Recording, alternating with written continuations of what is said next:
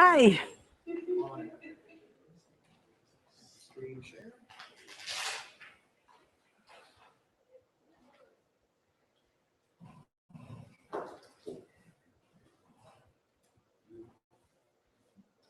Okay. Should be set. Welcome, everyone. It's so nice to see your faces again. And for those of you here first time, welcome especially. My name is Mike Feinberg. I'm the chair of adult education. And this is the Eighth lesson lecture in our series on Boundless Judaism. Tonight's presenter is Cathy Swerdlow, and I'll let her introduce herself since she wanted to. Well, I think everybody does know who I am pretty much. But I am just so happy to be doing these because it forces me to think about things differently. And I had several aha moments as I went through putting things down on the slides and finding a different way to frame things I had thought about for quite a while. So I hope you enjoy this. It's our topic today is Tiferet, which is beauty.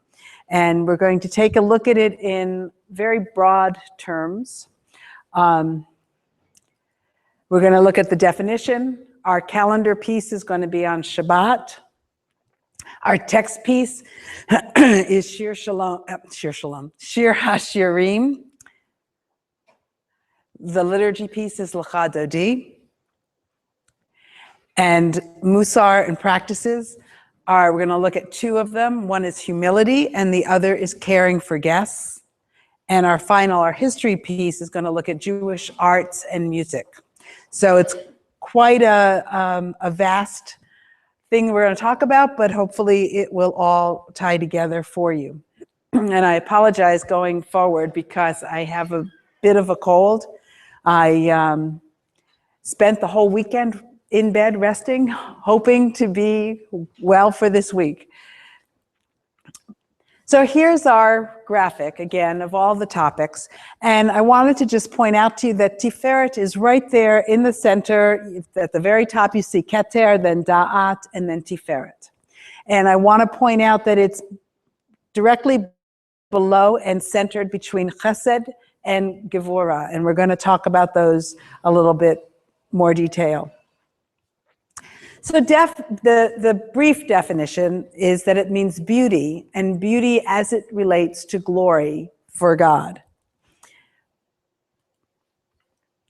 So it's the appreciation of beauty in all of its various forms, everything, whether we're talking about physical beauty or we're talking about spiritual or emotional beauty. Like I said, in that schematic, it mediates between chesed and gevurah, and strength or might is generally seen as an opposite type of entity from kindness. You know, when you're strong, you don't give in to things, and when you're kind, you're constantly giving. So they're very much opposite, but that Tiferet mediates between those two. And this is a more detailed explanation. In this sense, we're going to get beauty by appreciating the differences, the opposites in our world, integrating elements and playing them off against one another. Black and white, for example, are opposites. When you integrate them to create beauty, you're not making them all gray. You're not having to destroy the boundaries. What will make the beauty is rather where they each have their own qualities, and then you get greater depth to whatever you're looking at. And the moment I read that, I immediately thought of a piano, where clearly black and white gives rise to infinite combinations of beauty, without losing the characters of any of those keys.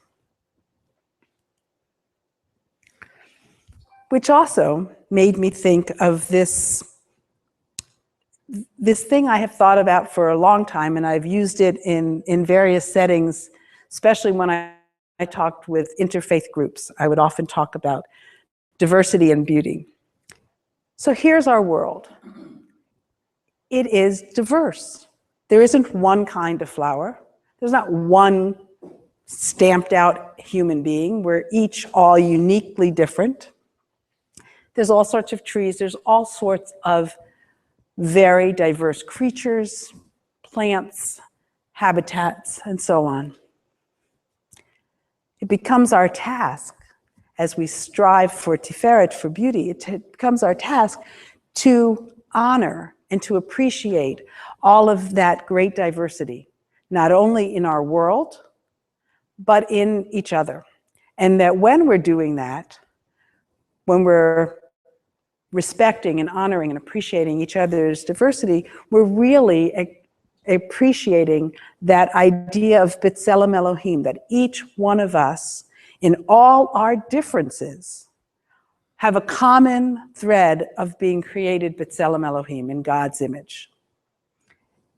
That should give us a starting point for respect and honoring our differences. So when we do that, when we appreciate, respect, and value the beauty of our diversity in the world that was created by God with such diversity, then we bring glory to God and create shalom, create peace in our world. And I just went to find a picture that would really bring that, I thought, to the forefront. What makes this garden amazing is all of the vibrant colors and how, as they sit next to each other, they bring each other out. You can appreciate each of those colors because of what they're next to and how the contrasts play. Our next piece is going to deal with the calendar and with Shabbat, and I wanted that piece of art because I have a very favorite quote about Shabbat that you'll see why I wanted it. So Rabbi Mordechai Kaplan, who was a rabbi at the Jewish Theological Seminary, and is really the rabbi responsible for, although this was not his plan, but responsible for what has given rise to Reconstructionist Judaism. And he taught, an artist cannot be continually wielding his brush. An artist must stop painting at times to freshen his or her vision. Living is also an art. We dare not become so absorbed in its technical processes that we lose our consciousness of its general plan. Shabbat represents those moments when we pause in our brushwork to renew our vision. And as I was reading through this, I was struck that just in the last, I'd say, month, every woman's magazine I've picked up, every article on the talk shows has been about mindfulness, the new big buzzword, that we need to be more mindful in our lives. Well, this is old news to us as Jews. That is what we're asked to do. One time I characterized Judaism as the main, you know how like in Star Trek there was the overriding directive? The overriding directive in Judaism for me is that you shall not go through life on autopilot. You should be aware, you should be conscious, you should be mindful of your life and of the choices you make and of the whole vastness of your existence. So Shabbat, he characterized it in terms of artistic. Hence, I wanted a picture in the last one.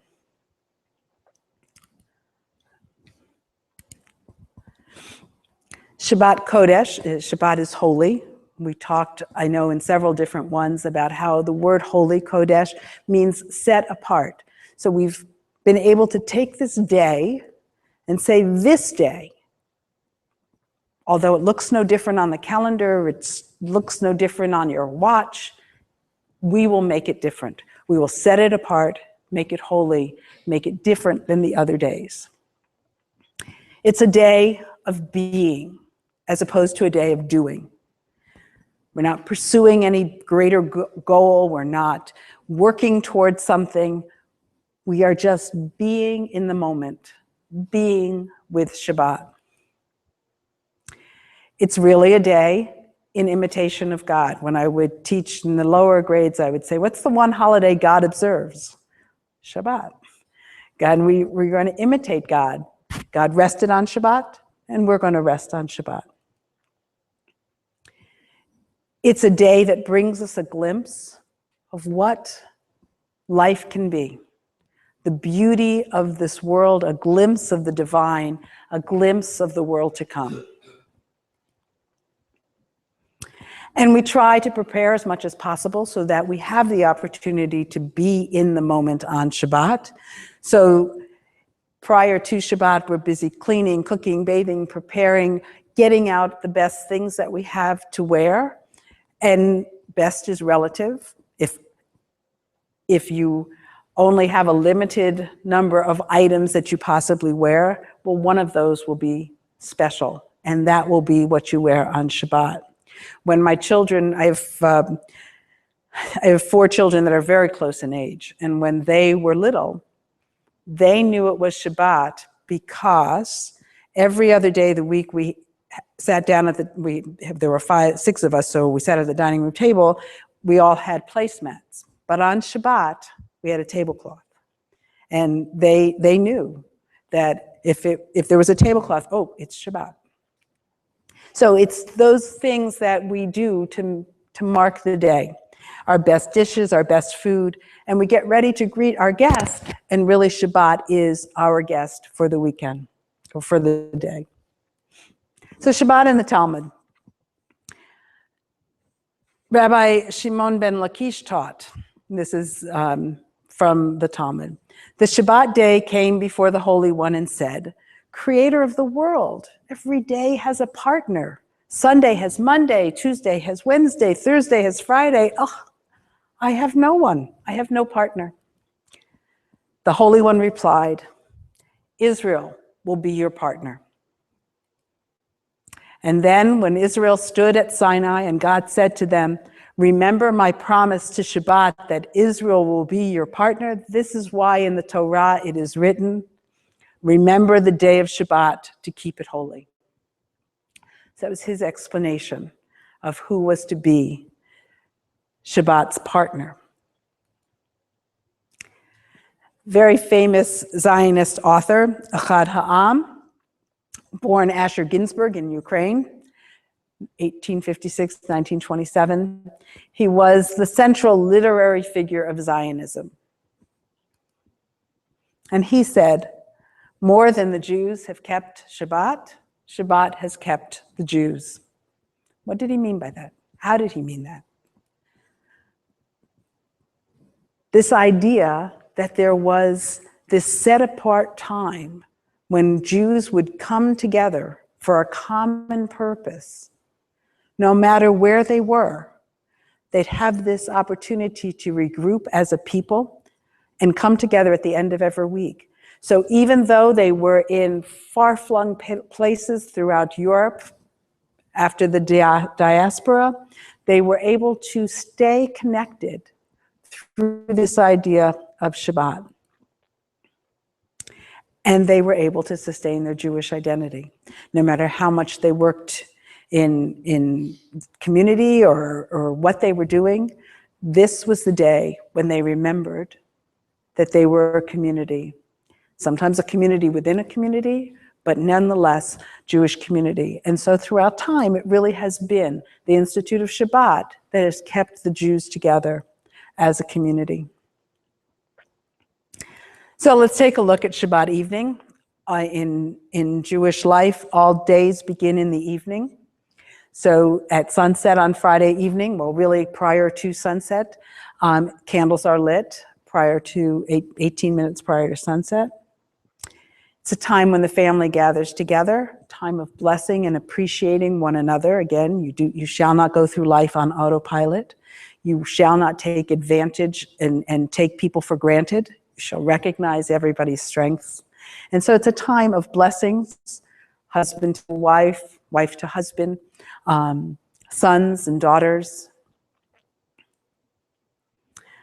Before I go to that one, you can't stay mad through Shabbat, you know? No matter what's happened up until then, we're going to come together and we're going to celebrate the fact that we're a family. Amazing, amazing institution. Can't carry that grudge into Shabbat. Just doesn't work. So the Shabbat Kiddush, Shabbat begins with lighting the candles, and Kiddush begins with Vayachulu, which is the final piece of creation, talking about the creation of Shabbat, recalling that very first. And then from that prelude, we go into the actual Kiddush, which references not only creation, but liberation from Egypt, because slaves had no sense of controlling their own time. The time was not yours. And it isn't until we are freed again, and we're free people, after slavery in Egypt, that we can have a real understanding of what it is to feel that sense of liberation, so that we can celebrate Shabbat. On Shabbat day, Shabbat morning service includes not only a Torah reading, but a Haftarah reading. And the readings are set.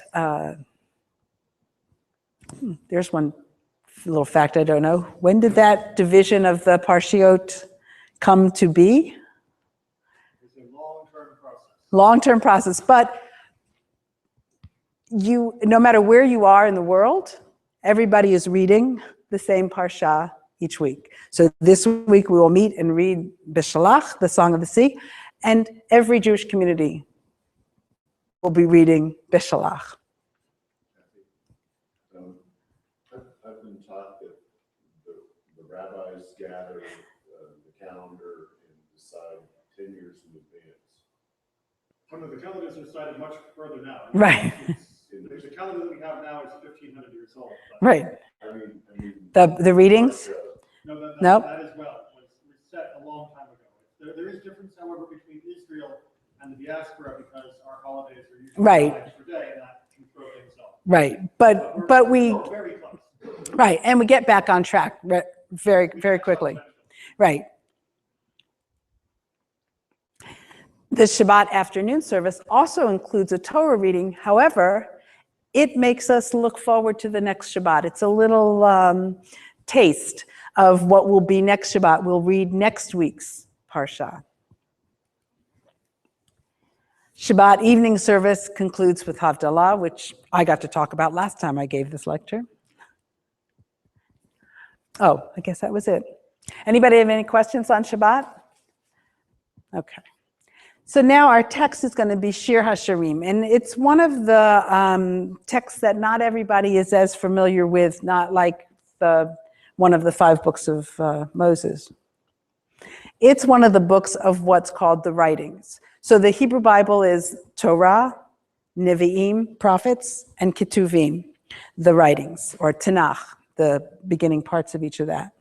So Shir HaShirim is in the book of writings. Things like Psalms, Proverbs, the Megillah for Esther, Ruth, those things are writings. And it really is a love poem, a very clear, vivid, sensual, physical love poem. By virtue of the opening verse, it's attributed to Solomon. And it's written in 2 voices, back and forth between a man and a woman, each proclaiming their love and desire for one another, and the voice shifts back and forth. It's an interesting book to be in the Bible, in that there's no mention of God, there's no moral lesson drawn, there's no prophetic vision. It's the celebration of the warmth of love between a man and a woman. So in the 1st century CE, some of the rabbis were not so convinced that this was a book that should be in the biblical canon. And they thought that because it didn't mention God and because it didn't have any big prophetic vision, that this was not worthy of being in the Jewish holy text. But that was a minority decision, and the decision was made to include it. Less than a century later, we find that Rabbi Akiva says, all the Ketuvim are holy, but Song of Songs is the holy of the holies. So here, less than 100 years later, where they'd argued whether or not it should be included in the Bible, we have a scholar of the magnitude of Rabbi Akiva saying, absolutely. And the rabbis of the Talmud really came to understand that this book is really an allegory of the love between God and the Jewish people. That in order for us as human beings to really kind of get a handle on this, we needed it in terms that we could relate to as human beings. And so they see this book as an allegory between God and the Jewish people. But it also suggests a very high regard that is given to love, sexuality, physicality as us as humans. The ideal in Judaism is not to be off by yourself and not a part of the world. You're to be engaged in the world, and the world is a physical, sensual place. And there is a spot for that as well.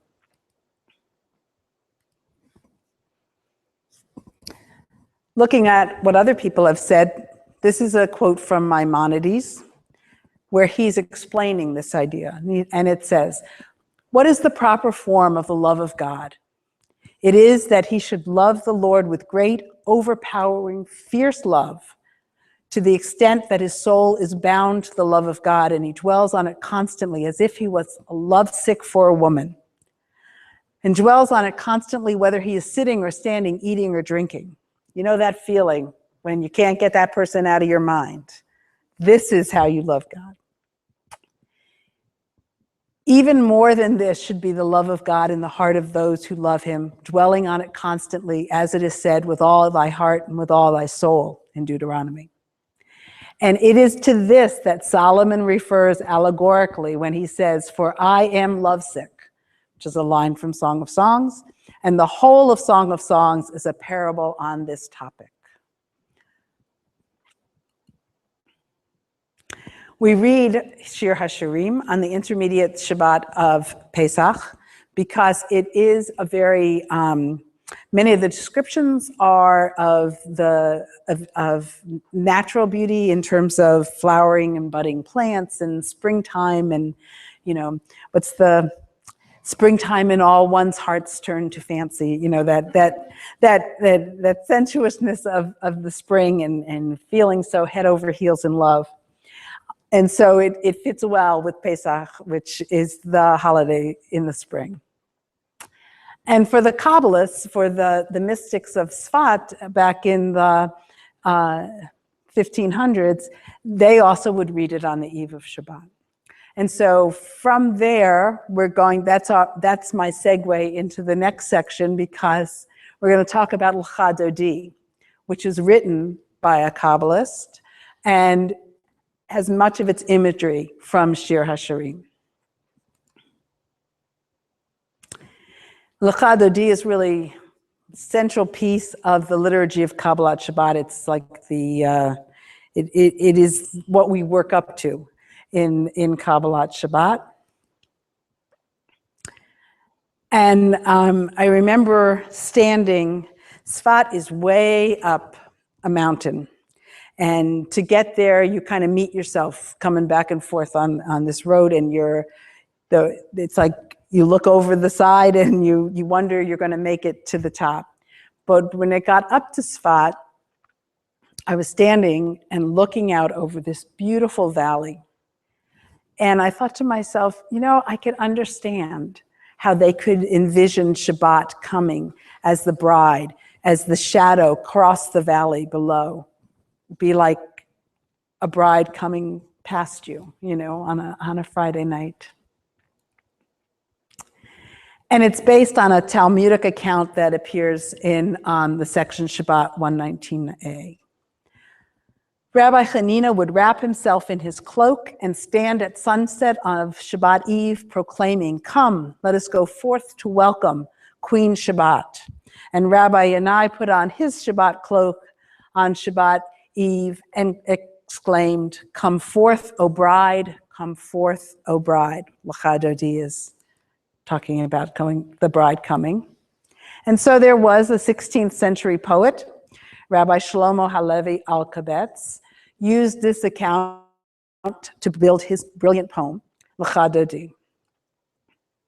He combined many variety of Bible phrases along with selections from Shir HaShirim. And the concluding verse, Bo'i, is the congregation generally rises and faces the door to welcome the Shabbat bride, bowing as she passes. And one of the things that is so amazing about Lecha Dodi, it is one of those songs, one of those poems that can fit into very many other melodies. And so there are a wide variety of melodies for Lecha Dodi.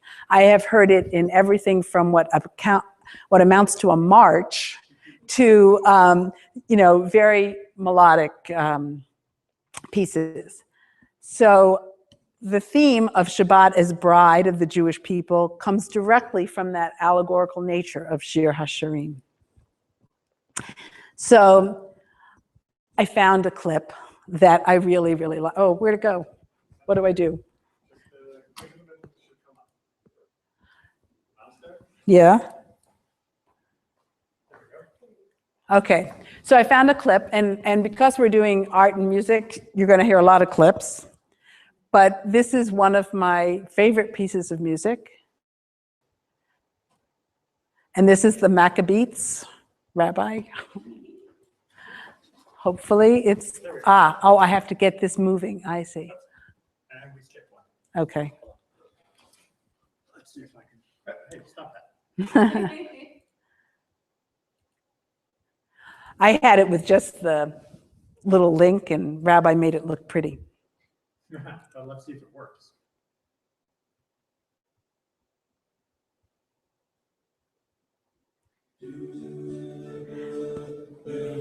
It's Leonard Cohen, Hallelujah.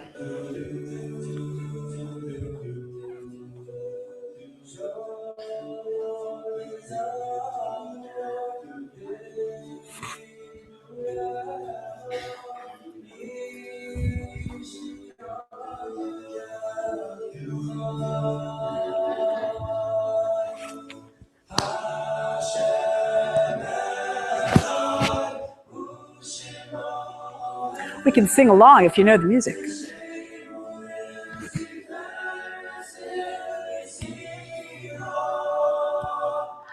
Lecha Dodi likrat kala.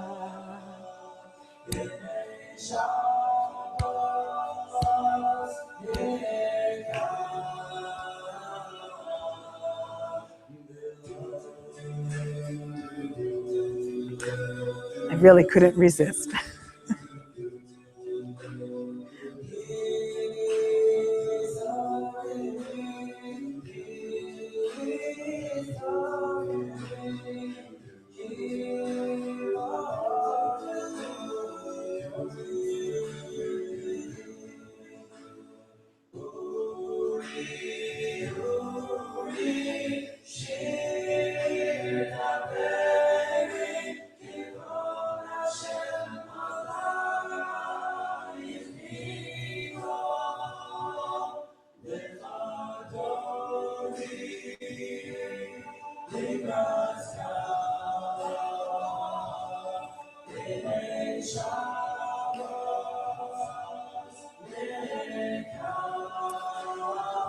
This is the last verse, I believe.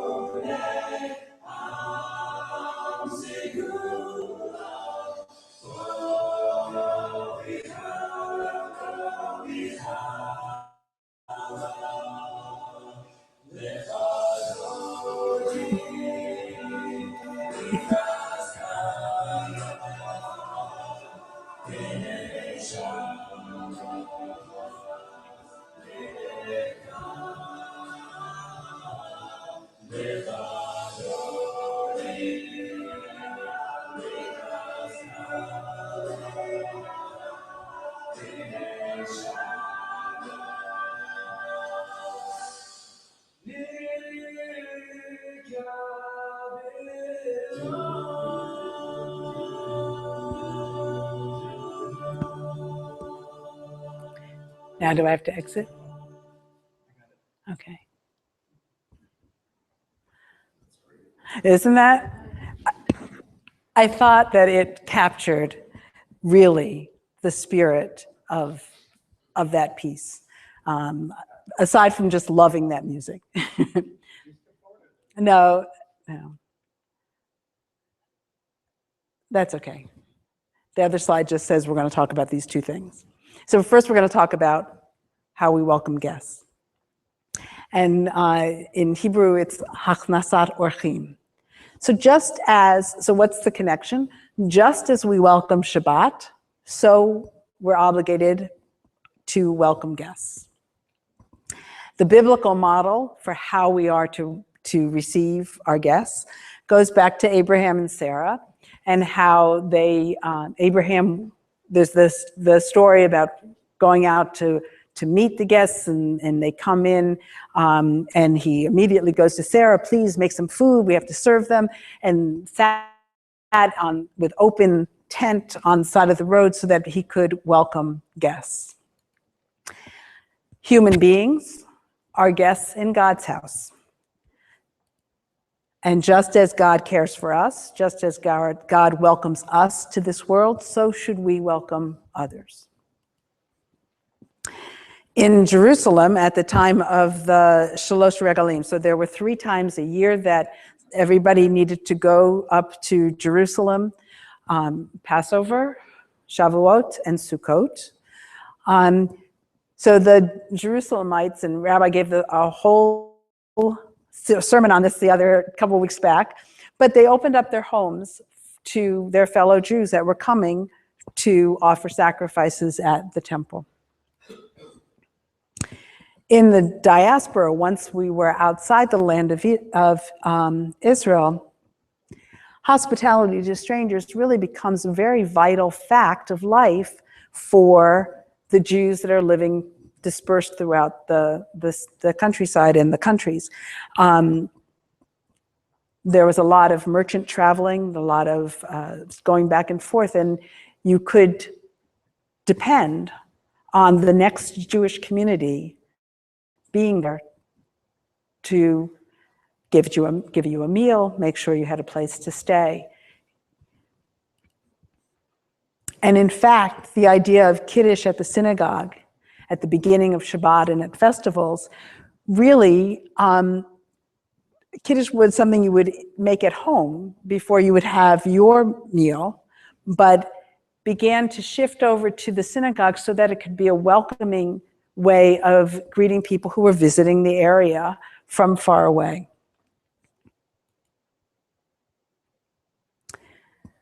So from this idea of welcoming guests, the other practice we're going to talk about is humility. And it's a different take on humility.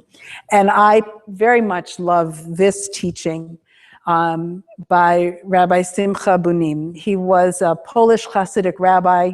Most of his teachings were just passed down orally. He didn't write them.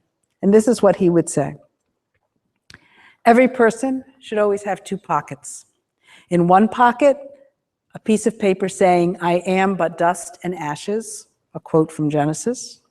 In the other pocket should be a piece of paper saying, for my sake, the world was created. A piece from the Mishnah. And this teaching really reflects that sense of how humility exists in a tension between humility and pride. We exist within this tension. We cannot be so humble that we think of ourselves as dust and ashes, nor can we constantly be thinking that the world is there for you. So having this in your pocket on those times when you are pretty full of yourself, you reach in and pull out the one about being dust and ashes. And when you're feeling pretty low, you reach in, for my sake, the world was created. Our biblical model for humility is Moses, who's referred to as being the most humble of men. And it's humility within this context of seeing how you relate into the greater picture. So here's a piece that tries to get to that from the wisdom of Ben Sira. He says to his son, "In all modesty, keep your self-respect and value yourself at your true worth. Who will speak up for a man who is his own enemy, or respect one who disparages himself?" So it's not a humility that doesn't see the value of your contribution to the world, but sees it in perspective to the rest of the world. It's not thinking less of yourself, but recognizing the beauty of yourself as well as others, back again to this idea of we are B'Tselem Elohim, created in God's image. We wear a kippah. Part of the reason for wearing a kippah is reverence to God. I remember one time a rabbi saying, so when you think that you're at the top of the world, you should remember that there's somebody looking down on your head. And the kippah was there to help keep you grounded, that there's always more above you. And then in my favorite piece of Haftarah from Micah, what is it? He says, "Man, you have been told what is required of you, and it is simply these three things: to do justice, to love goodness, and to walk humbly with your God." Anybody have any comments on? So now we're going to go to Jewish art and music. So there's this value in Judaism called Hidur Mitzvah. And it really says that we have an obligation to the very best of our ability to fulfill each mitzvah. And beautifying a mitzvah, fulfilling a mitzvah in the best way that you can, in an aesthetically pleasing manner, is a value. You can think of it in terms of way, way, way back when they brought sacrifices to the temple. You didn't bring the runt of the litter. You didn't bring the scraggly piece of wheat. You brought your best to be given to God. So as you approach each mitzvah, you should do it to the best of your ability, to the best that you can, don't go into debt over it, but, get a nice set of candlesticks. Do it to the best of your ability. And comes to this piece of text, "This is my God, and I will glorify him." And Rabbi Ishmael says, is it possible for a human being to add glory to his creator? How could we possibly do that? So this is what it really means. I shall glorify God in the way I perform mitzvot. I shall prepare before God a beautiful lulav, a beautiful sukkah, beautiful tzitzit, beautiful tefillin. This is in this section of Talmud. So the Midrash suggests that not only are mitzvot enhanced by the aesthetics, the aesthetic dimension to which you're observing it. This is a Midrash on Song of Songs, Shir HaShirim. You are beautiful, my love, you are beautiful through mitzvot. Beautiful through mitzvot, beautiful through deeds of loving kindness, through prayer, through reciting the Shema, through the mezuzah, through tefillin, through sukkah, lulav, etc. This is all the things that we're talking about. That there is a place and a way in which we use our abilities to fulfill those things that God has asked of us to do. That's our way of glorifying God. Because otherwise, there's nothing that human beings can do that will affect any more glory that God already has and already possesses. So I wanted to give you some examples of this idea of beautifying things through the ages. So this is a representation of all of the various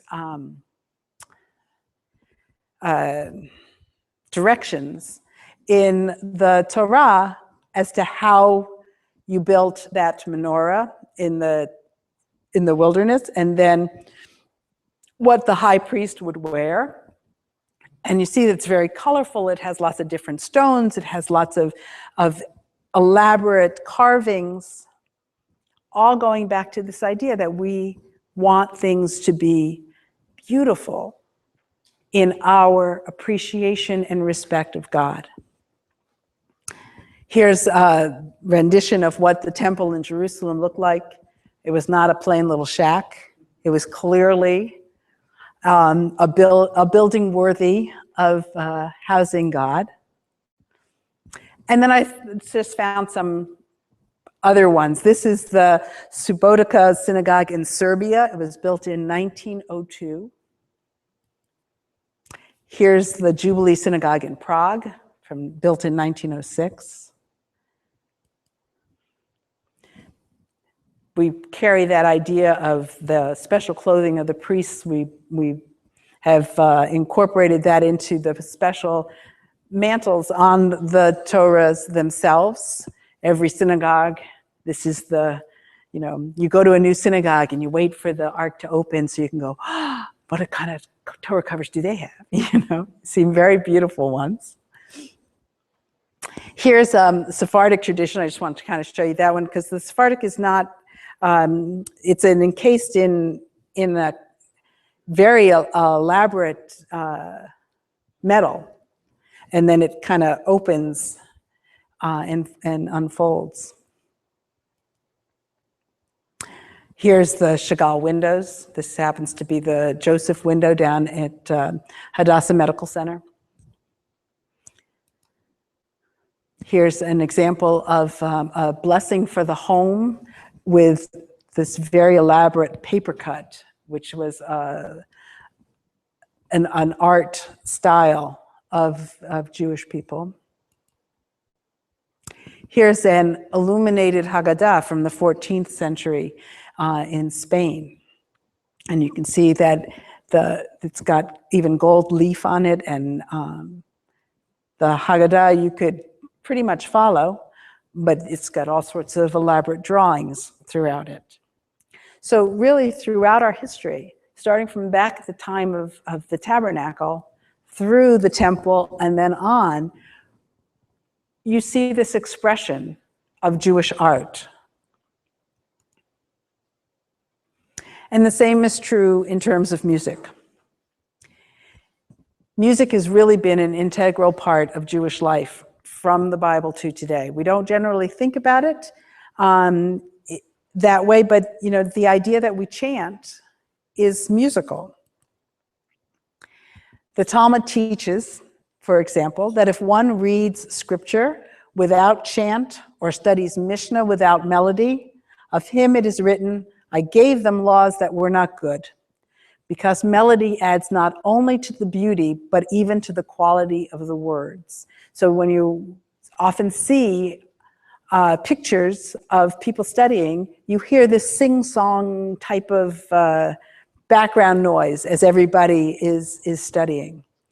When we look in Torah, we'll read this week, as a matter of fact, about Miriam and her timbrels, or when we read about King David and his lyre and the Psalms that he wrote, or the Levite choir during temple times. All of these are musical expressions.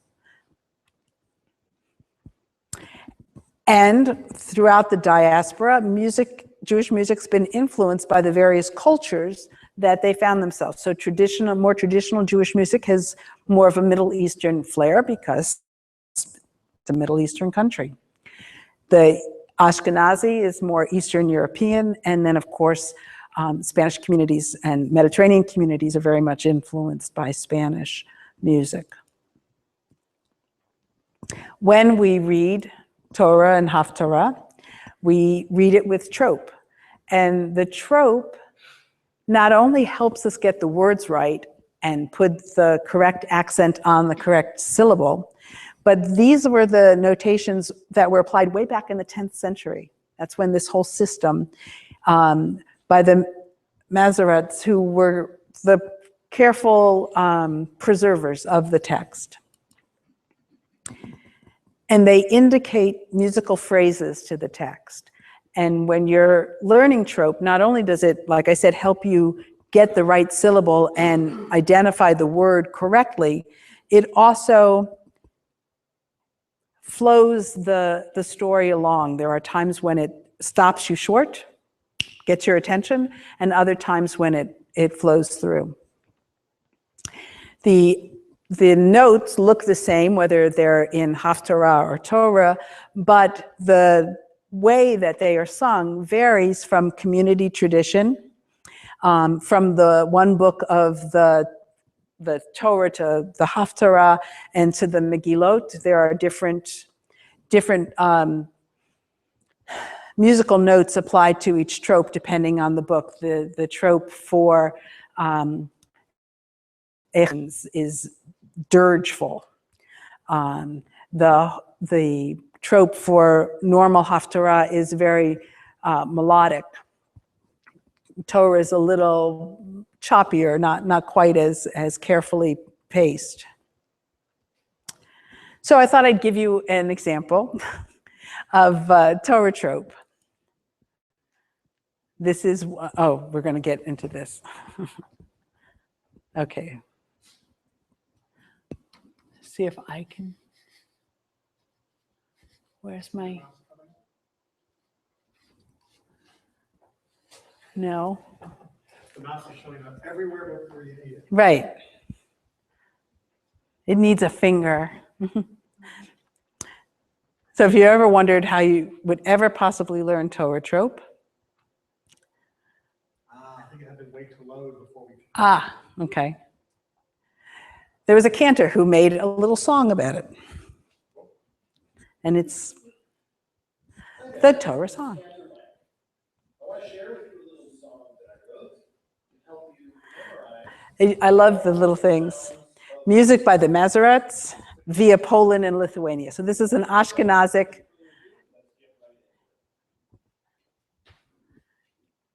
We chant the Torah on Shabbat at Shacharit and again at Mincha.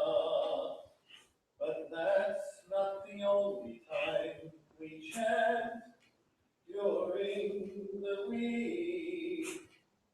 We chant it in the morning every Monday and Thursday and all the days of Pesach, Sukkot, Shavuot, 8 days of Chanukah and Rosh Chodesh, Shemini Atzeret, Rosh Hashanah, Simchat Torah, and on Purim, but on Yom Kippur, we chant twice.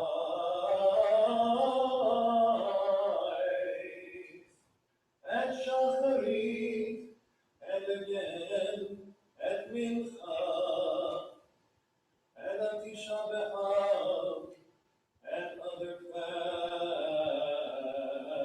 days.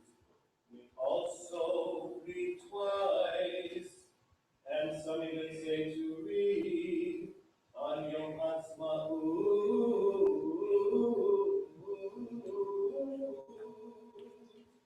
But not everybody agrees, and so to sum it all up, we read on every festive day, plus twice on Shabbat, and twice during the week. So now we all know how to chant Torah. It's so simple. But you can see how the various marks would call your attention when you see it on certain words that will really call your attention. Trying to get back. That's okay. We've married together. I like to use the bottom skate of it. Here we go. We married together Google and PowerPoint, and so they don't quite mesh well. Go to the next slide. Should I hit it?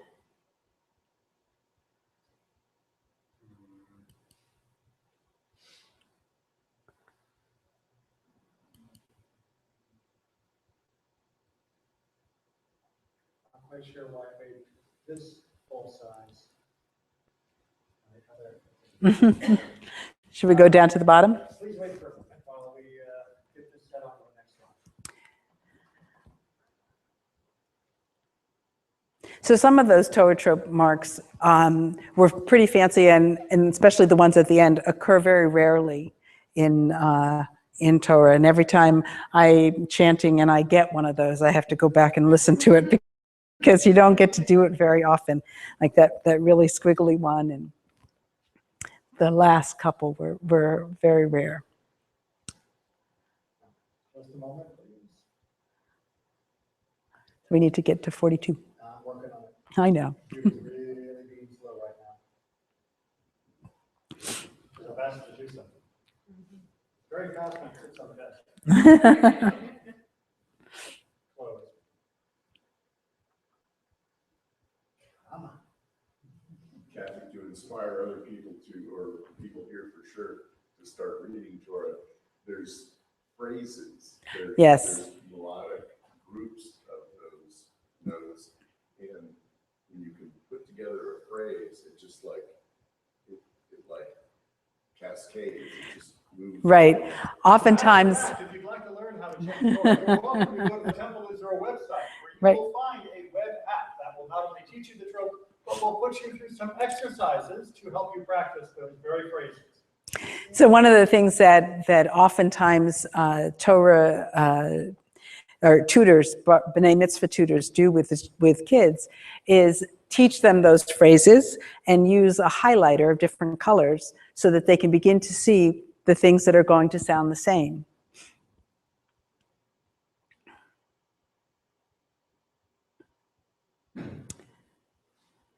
I'm so sorry. It's not your fault. So maybe we won't listen to very many more clips because it's making it crazy. I think everybody likes it. We love the clips, we just don't like what happens in between. Right. And on your on the handout that I did, the address is there so that you can listen to it at home as well. Okay, so we're at 42. We're getting close. I don't like that trying to. Nusach. So trope was what we need to chant Torah, Haftarah, Megillot. Nusach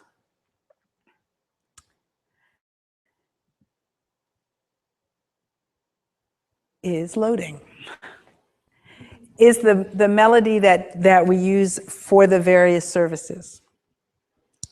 And they vary as well.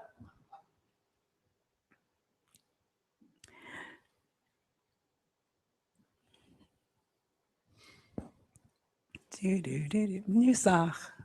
Is it on now? Am I good? Go for it. Don't click it more than once. Just wait and see what happens. Oh, okay.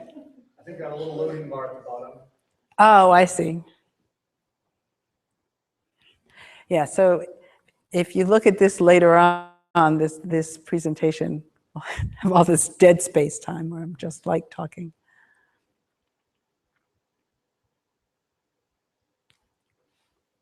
So how about those deflated footballs? Try now. Did we get anything? Not yet.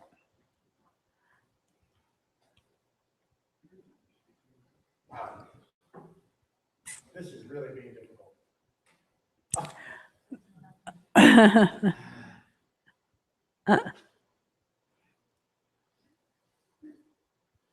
We apologize. We are experiencing some technical delay. Yeah, I will. So Nusach is, right, Nusach is the melody for the service. So there's a Nusach, a motif for the prayers for Shabbat, which is different